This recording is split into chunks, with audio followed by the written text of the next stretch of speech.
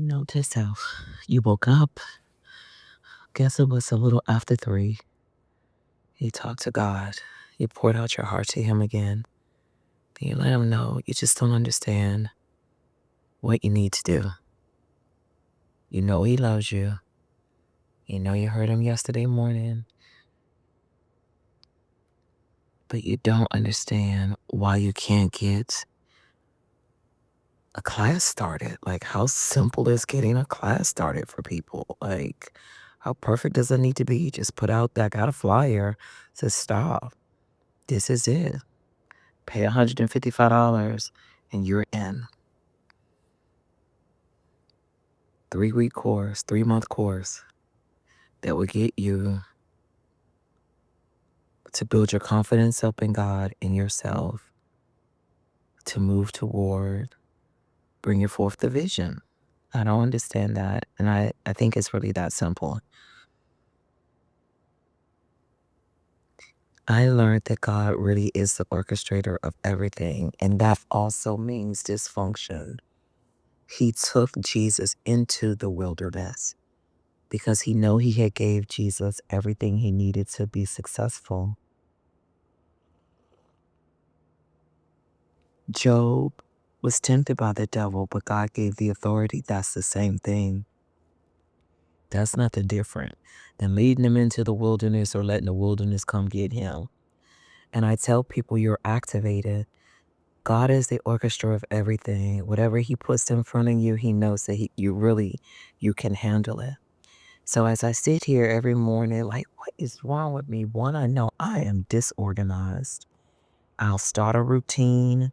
I'll see the success of the routine. Like, one of the most successful things that I do is structure my day, organize my day.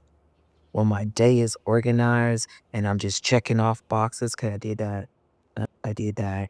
And when I'm keeping with the time constraints, can't spend 3 hours on this. That's not what this is. 3 hours on this is going to make me sad, depressed, and feel like I'm a loser, pretty much, and I'm not doing what God told me to do. And God can't be in this, because if God was in this, it wouldn't be that difficult. No, God is in it, and He told you to only spend 15 minutes on it. But you've decided that you need to spend more. And by you spending more, now you are in control of it and not God.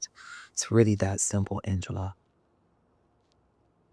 Making of the VIP is really that simple. There's no reason for you to record every morning only to say, I didn't get it out because, oh, did I say too much? Did I say too little? I said what God told me to say. Making of the VIP was supposed to be people seeing a creative process and understanding they're not crazy, they're not doing it wrong, or there is a creative process. Because for some reason, I just thought I think it in my head and I go do it.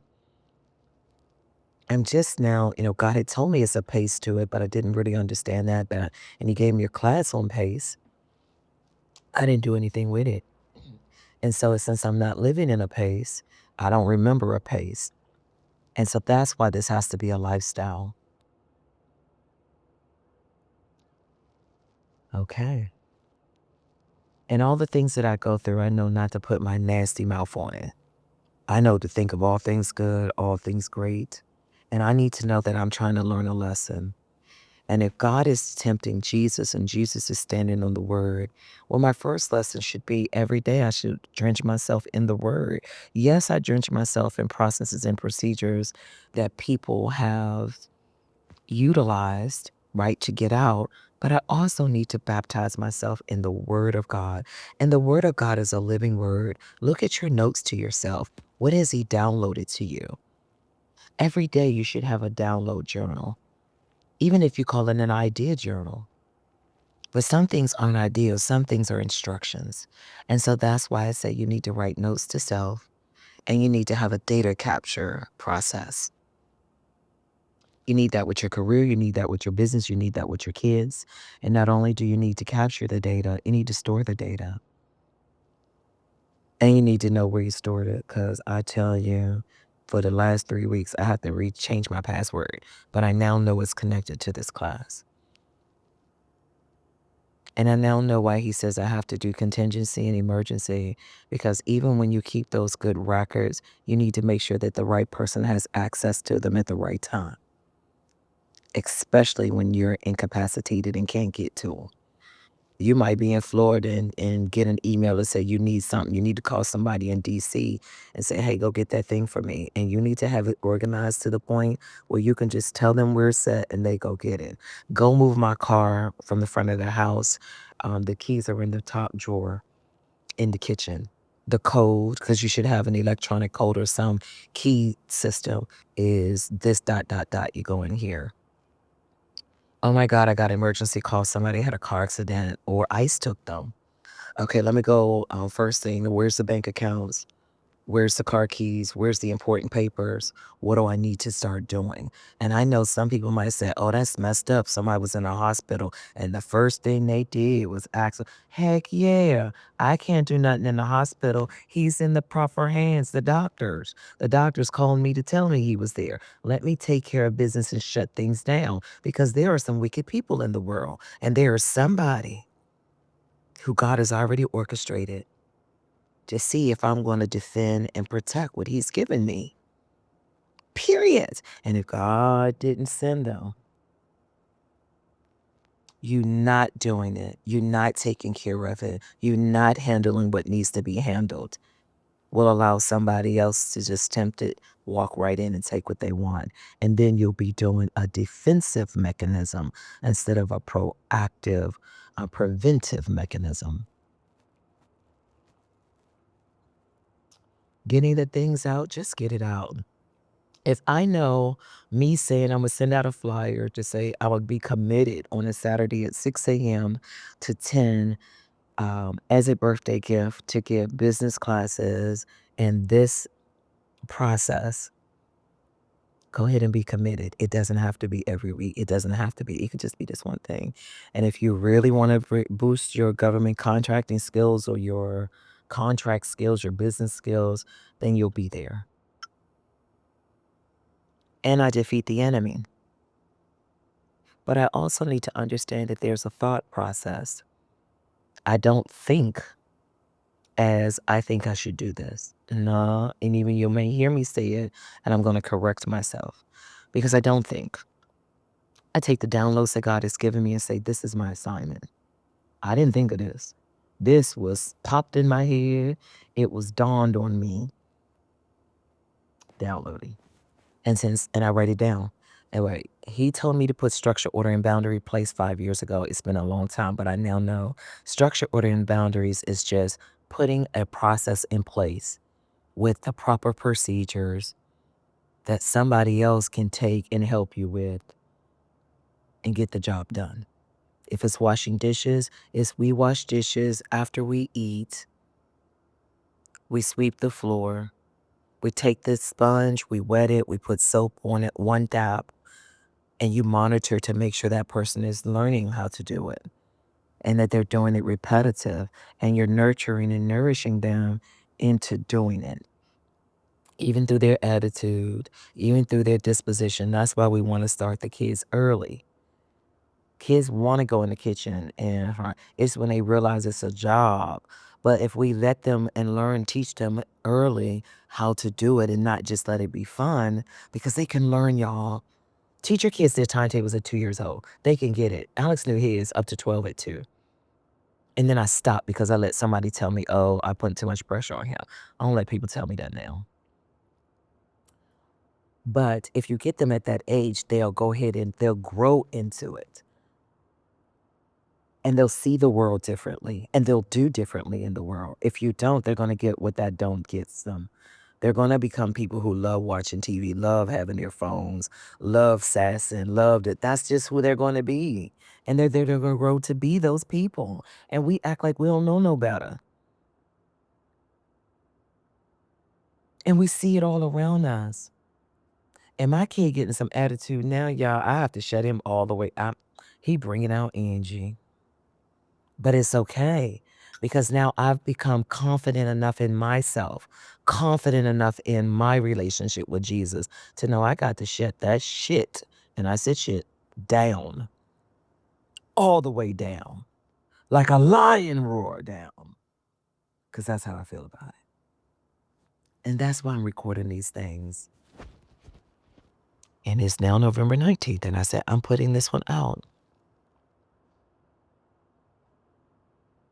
It's the trick of the enemy, y'all. And I can't even say that no more. It's the trick of my father. And he's not even tricking me. He's not tempting me. He's proving me. I love you, Father God. It's proving ground. He's still going to love me. But if I don't prove that I believe that he wants me to do this, that he wants me to go and put out something on Making of the VIP and tell the people that I'm going to train them at least on Saturday, because I would do it every day of the week. I'm just sitting around wondering what the people now going to do. And he said, worry about what I told you to do. It's really a trick. It's a battle, y'all. And we think we're ready. We'll say we're ready, but we won't do what he told us to do because it ain't what the world want us to do. That's why we have to know the kingdom's way, the world's way, our way, and human nature way. That's real in the field, holy field. That's real. That's what I'm going through. That's what he keeps telling me to teach that I won't teach. Because, and he keeps telling me, hey, you're teaching your life. I got you started to do that at Angela's Memoir. We're taking it up a notch. But I also believe that this is how he answers my prayers, through me recording through these 3:30, 4 o'clock in the morning conversations. And sometimes he speak through me, and I think it's more than one. I'm just being honest. I think that there is,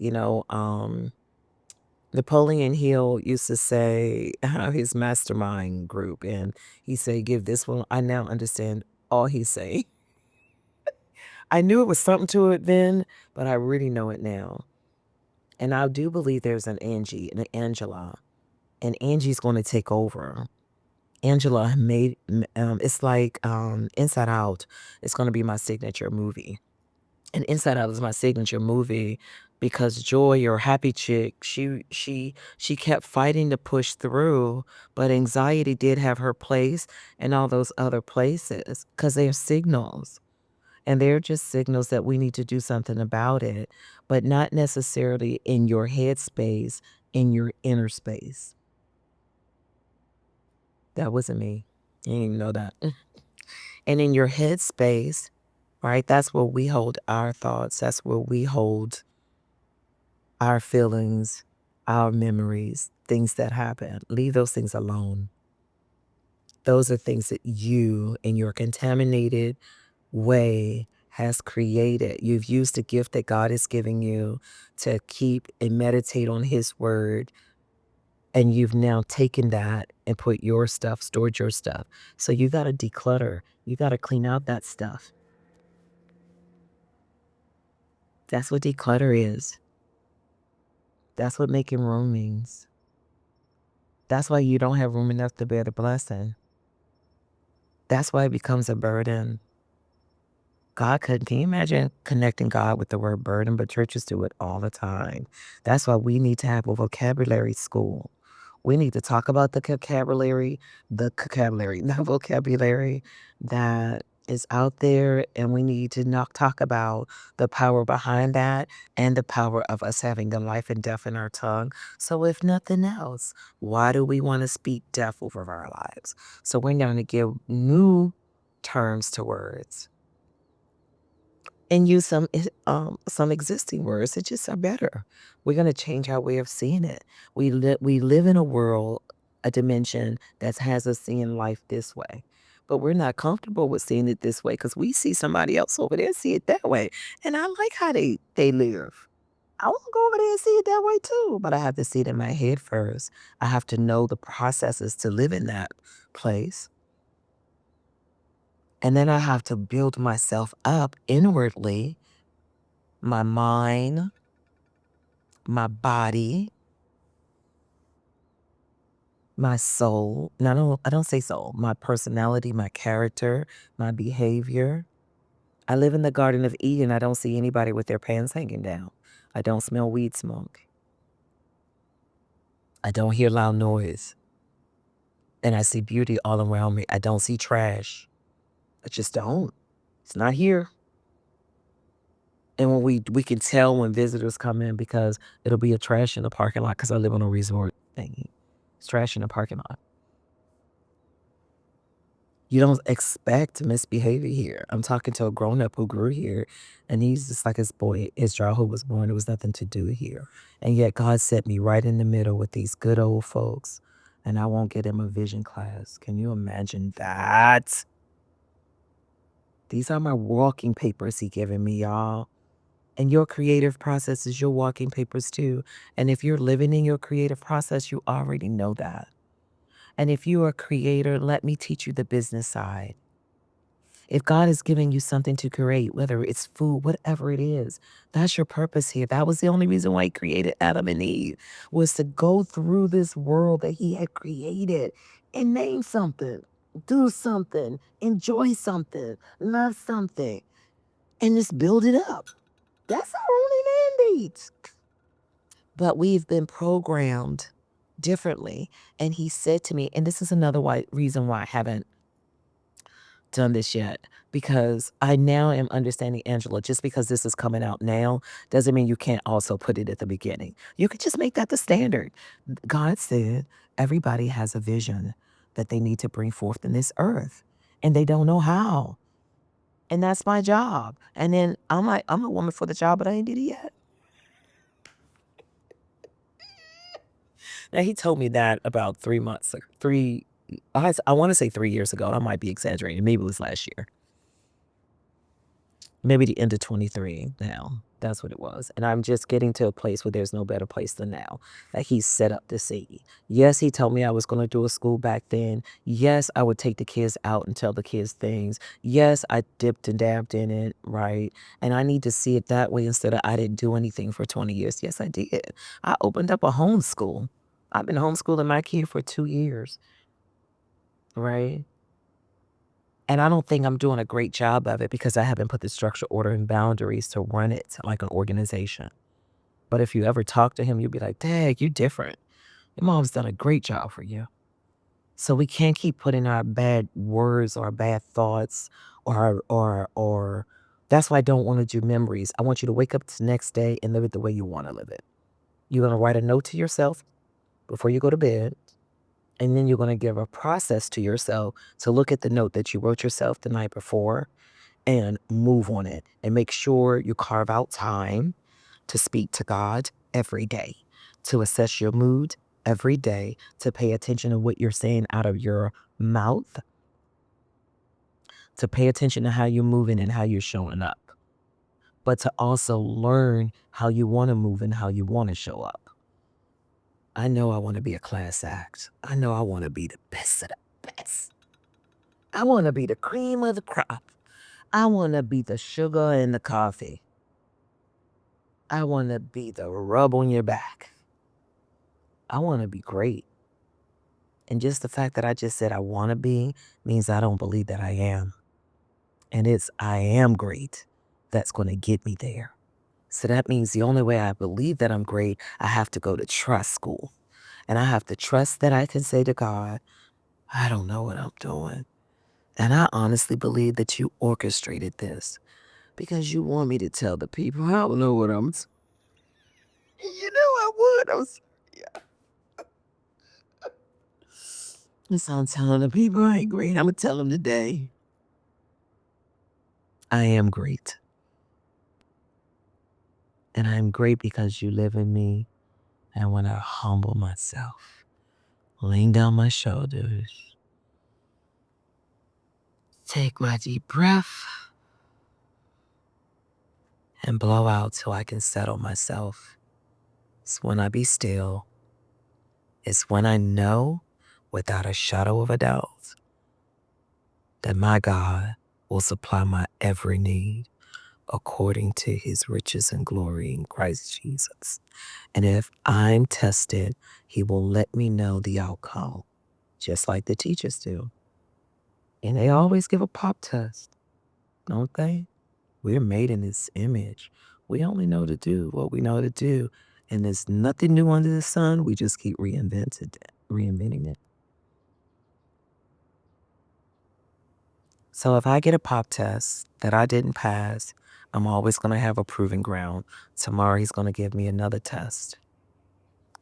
I also couldn't teach what I was teaching because I wasn't the person that I was. But it was because I kept seeing God, because I kept believing in God, because I kept calling that thing toward God that I've made it to this place. I sit and look at my tree. I sit and hear and feel the wind of God and know that it's just Angela giving the message today. And I need my inner beings to work together because I believe Angie and Angela are working together, but God also told me, do not react to my son's reactions. And I heard it just like that. And God don't usually give you complete sentences. Your spirit, like you hear it. So yeah, there is a soft whisper, but there is a command voice to it. And you know it. When God stopped me in my track that day in February and said, do it now, I knew He meant assess my time. I knew it without a shadow of a doubt because He had been telling me to assess the time, and everything I hear it was about time. That's the broadcast station. When you start hearing a word, when you start seeing the word, that's what He gave you your thoughts, your mind for, so you can capture it and you can hold it and you can meditate on it. Not capture what Boo did yesterday and Boo ain't right. And why is Boo doing this to you? And now you got all this other stuff on your mind that you can't even see God or hear what the Spirit is saying to you. And the Spirit is trying to break through that and say, no, leave Boo alone. Let's just go through our closet. Let's hurt about it and let's just move on. It's okay to leave Boo alone. God got something better for you. But we don't know how to let go. We won't let go. We're going to hold on to that thing. And we're going to hold on to it and ride it out because we've been programmed in the systems of the world's way. And I know it sounds crazy because I thought it was crazy too. But I heard deprogramming many years ago. I guess that's how I started deprogramming, started seeing things differently. So you have to be into an environment where every day you're nurturing and nourishing yourself. Every day you're thinking about business management, operation, because your life is a business. People doesn't like to hear church as a business. Say what you want to say. I thank God my church run it as a business. Because if you're not running it as a business, that means you have no structure, order, and boundaries in place, and you have no standards. God says, rise up a standard. All of these things are you say you like the Bible, it's biblical, but there's living word. People have been living blueprints for years. God has made sure you get away. And this is a blueprint. This is legacy. This is living. I thought about living. No, I didn't. God told me to do living legacy for my birthday, but Chat and I just can't come into agreement. And so I was like feeling overwhelmed because Chat will make you feel overwhelmed because Chat can process so many things in a minute. And he'll have you, oh, I can do this, oh, I can do that. And we need to come back to center. And God placed Chat there so when He gives us something, we can put it in Chat and Chat can organize it for us and give us suggestions and give us sources thought that we now can say, oh, okay, these people are doing it this way over here. All right, is that the territory you want me to go in? And I can now see how to do it. I can now use my talents and my gifts that He has given me through discernment to know, okay, that's the leeway that I can get through. And I know how to do it. Now, the idea that He gave me back there is flowing and connecting with the vision He's given me over here. Because all these things are great individually. My personality, knowing, having a great personality, good character, and there's two totally different things. Having that stamina of determination, doing what I know to do when I don't feel like doing it. All of those things are great, but they are amazing when you put them together.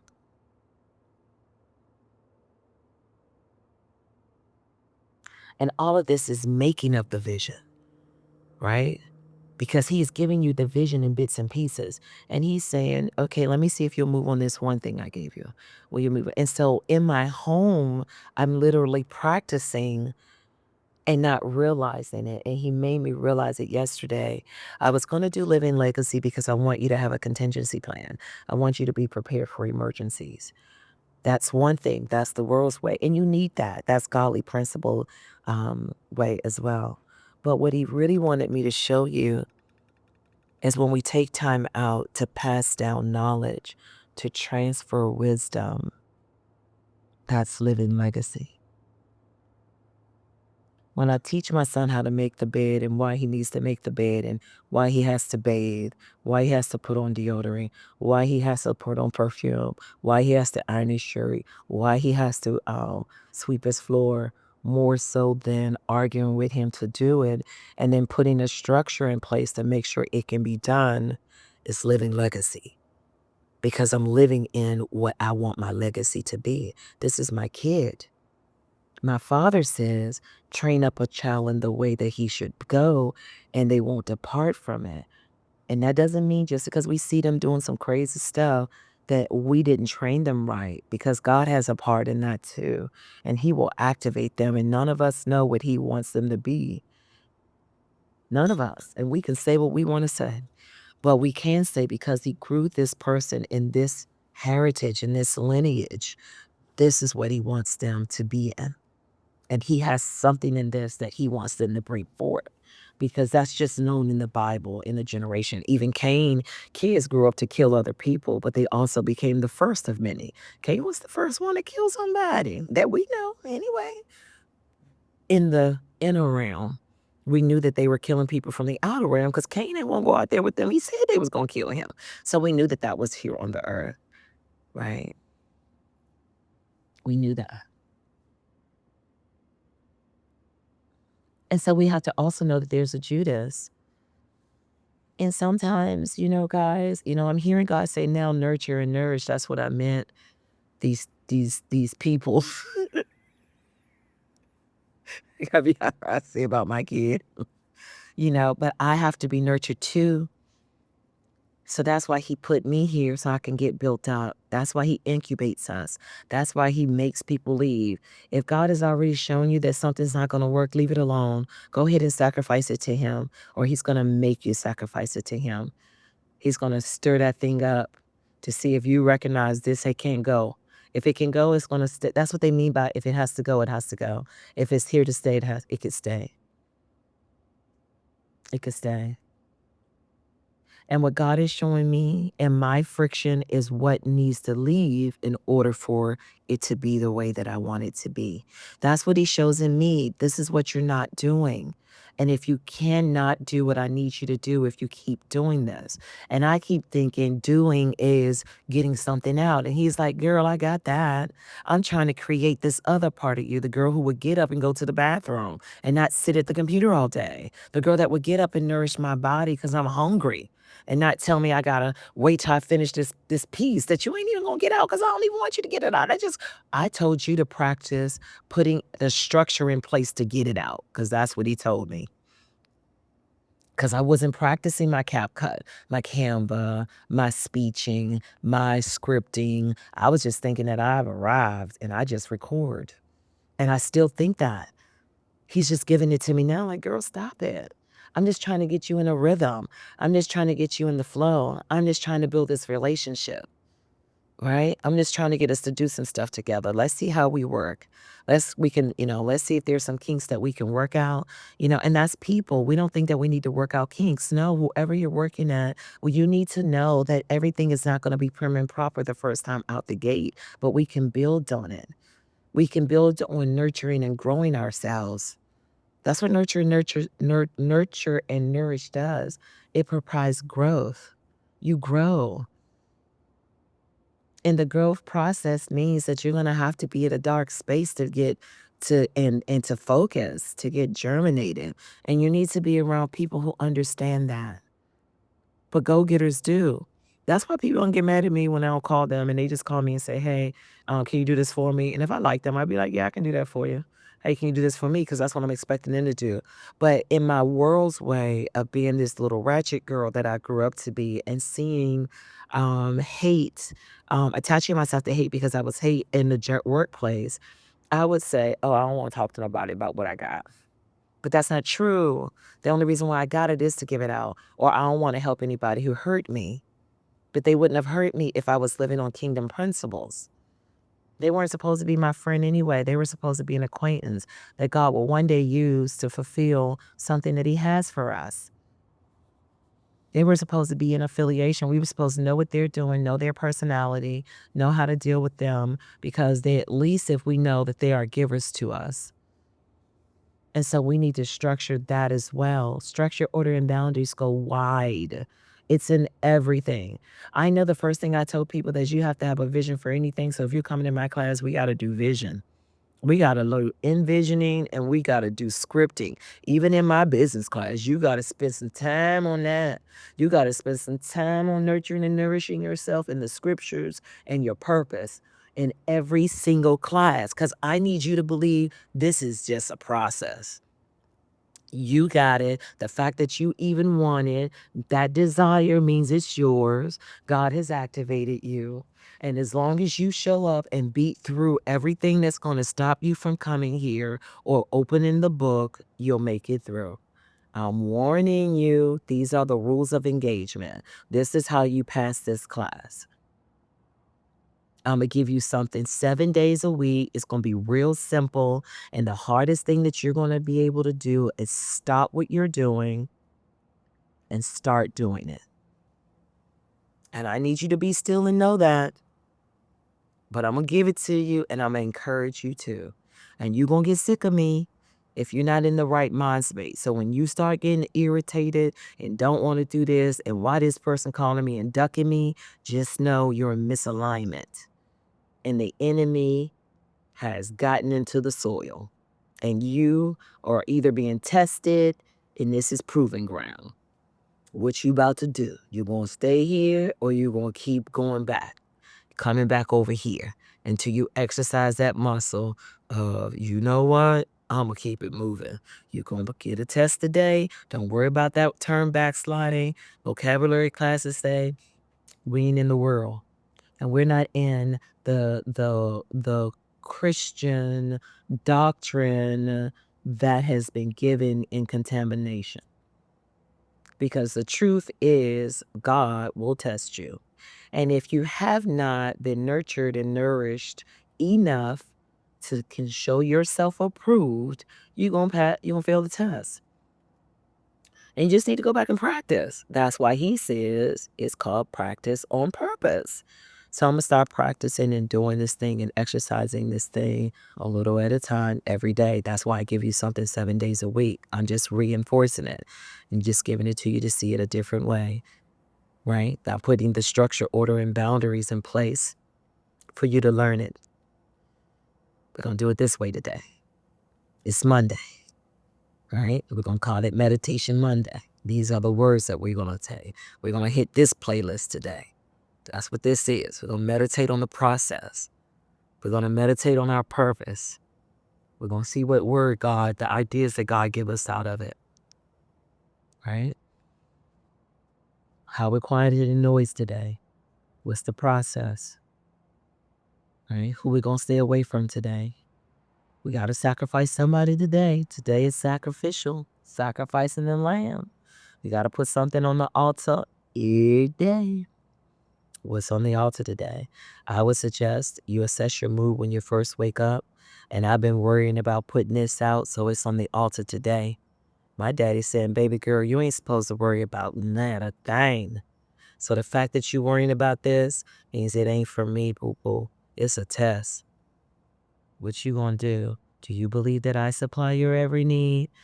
Do you believe that I want you to go do those things that you're telling me you won't go do because you're doing this? Is that what you proving to the kid? That you be working on stuff all day and don't get things done? Or are we proving to the kid that we get multiple things done? Because just the fact that we did 5 minutes of it means we did it. Just the fact that we spelled 5 words in our 20 means we did spelling tests today. Just the fact that we looked up 3 words on Google means we did vocabulary today.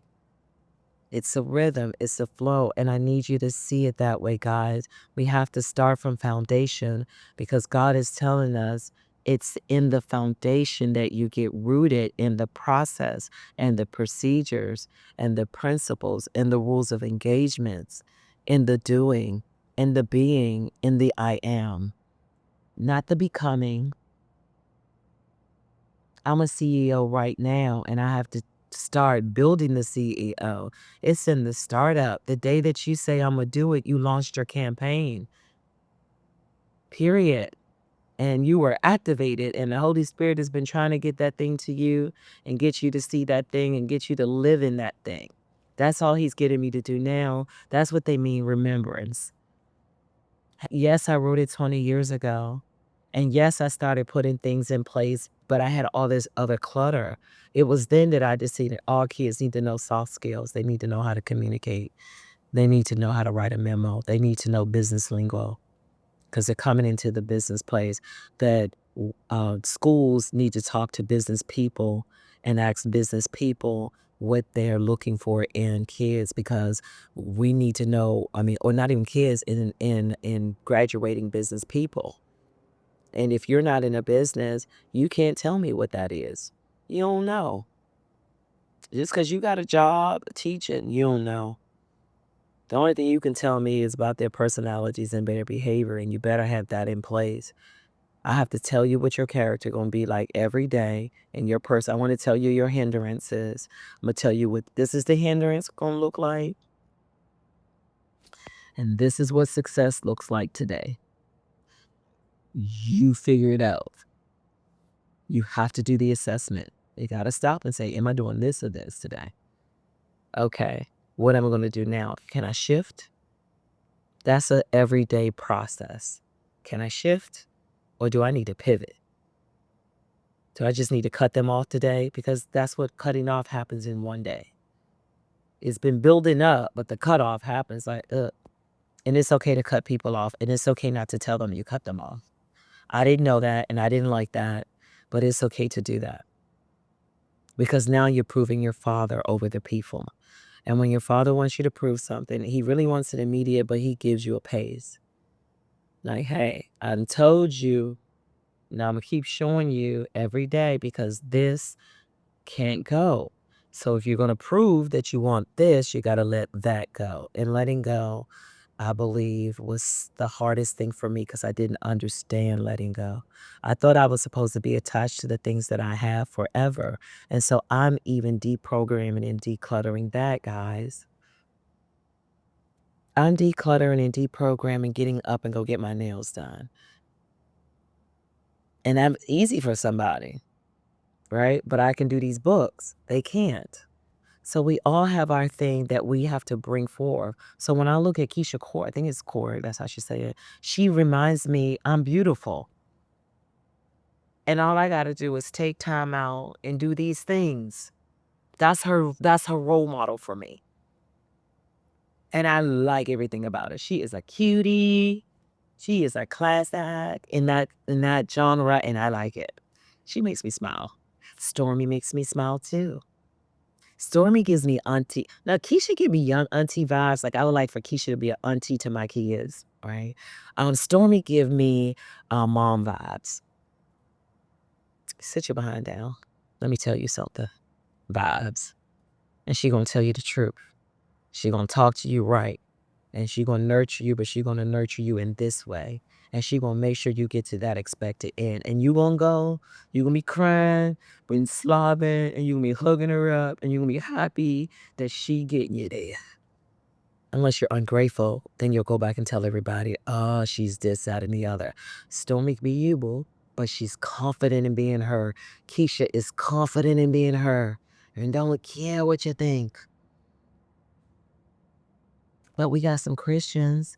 I lost my confidence. I was like Saul on the way to Damascus, or whatever the name of the place is.